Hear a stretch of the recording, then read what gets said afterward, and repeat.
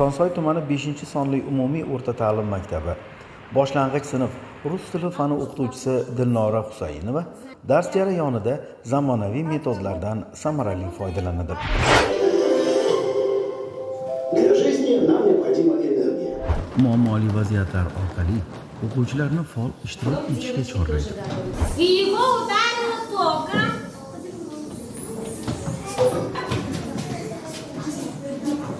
Men bularni iloji boricha o'yinlar bilan o'zlarini qatnashtirib, tasavvur qildirib, har bitta darsini shunaqa qilib dars o'taman.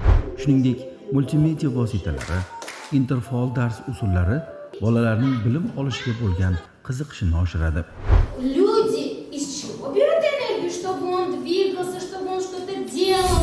Dilnora Husaynova o'quvchilarning ijodiy qobiliyatlarini rivojlantirish uchun psixologik o'yinlardan foydalanadi.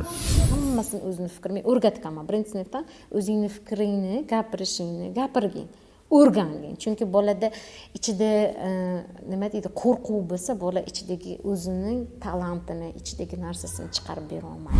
U bolalarning mustaqil fikrlashini qo'llab-quvvatlab, ularga o'z qobiliyatlarini namoyon etish imkoniyatini yaratadi. Вдруг в атомной электростанции случилось. Shuningdek, ota-onalar bilan doimiy hamkorlik qilib, bolalarning ta'limga bo'lgan munosabatini yaxshilashga hissa qo'shadi.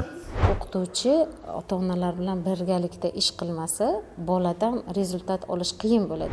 Boshlang'ich sinf o'qituvchilari kelajak avlod tarbiyasida muhim o'rin tutadi. Dilnora Husaynova yosh avlodni vatanparvarlik ruhida tarbiyalashga katta ahamiyat berib, ularga milliy qadriyatlar va ma'rifatni singdirishga harakat qiladi.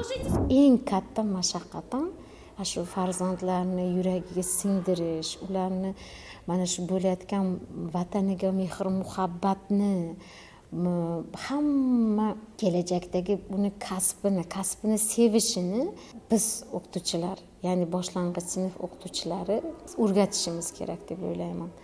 Uning fikriga ko'ra, boshlang'ich ta'lim kelajakda o'quvchining shaxs sifatida shakllanishiga asos bo'ladi.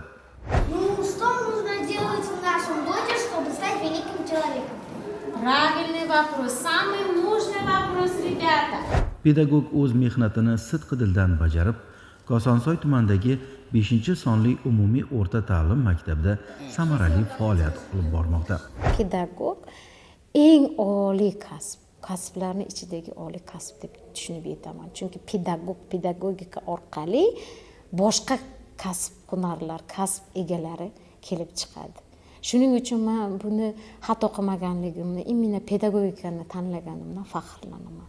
U mustaqil davlatlar hamdo'stligi miqyosida tashkil etilgan xalqaro ilmiy konferensiyada ishtirok etib, fidoyi xizmatlari uchun ko'krak nishoni bilan taqdirlangan. U o'z darslarida innovatsion metodikalardan foydalanib, ta'lim sifatini oshirishga hissa qo'shmoqda. Ребята, мы с вами сегодня проработаем наш новый метод. Это я придумала сама, вы в курсе, да? Да. Сегодня Абдумуталипов Фирдас вам первым покажет, что нужно сделать. Boshlang'ich ta'lim kelajak avlodning poydevori. O'qituvchining fidoyi mehnati, zamonaviy usullardan foydalanishi va bolalarning qobiliyatini yuzaga chiqarishga bo'lgan intilishi jamiyat taraqqiyotining muhim omilidir. Ребята, ваши одноклассники сделали собственноручно прибор специально для нашей сегодняшней темы. Dilnora Husaynova kabi tajribali pedagoglar mehnati tufayli o'quvchilar ta'limga qiziqish bilan yondashib, mustaqil fikrlash va ijodkorlik qobiliyatlarini rivojlantirish imkoniyatiga ega bo'lmoqdalar. Ertaga men tarbiyalagan, men o'qitgan o'quvchilarni meni ko'chada ko'rib, tanib, assalomu alaykum ustoz, yaxshimisiz deb so'rashib, meni tanib, mana hozir mana shu kasb egasi bo'ldim, mana shu yerda ishlayapman. Siz tufayli shu narsalarga erishdim, mana siz menga gapirdingiz, siz aytdingiz degan gaplarini eshitishni o'zi baxt deb o'ylayman. Pedagog nafaqat bilim beradi, balki bolalarning kelajakda yuksak salohiyatli shaxs bo'lib shakllanishiga ham hissa qo'shadi. Shu bois ta'lim tizimida ularning o'rni beqiyosdir.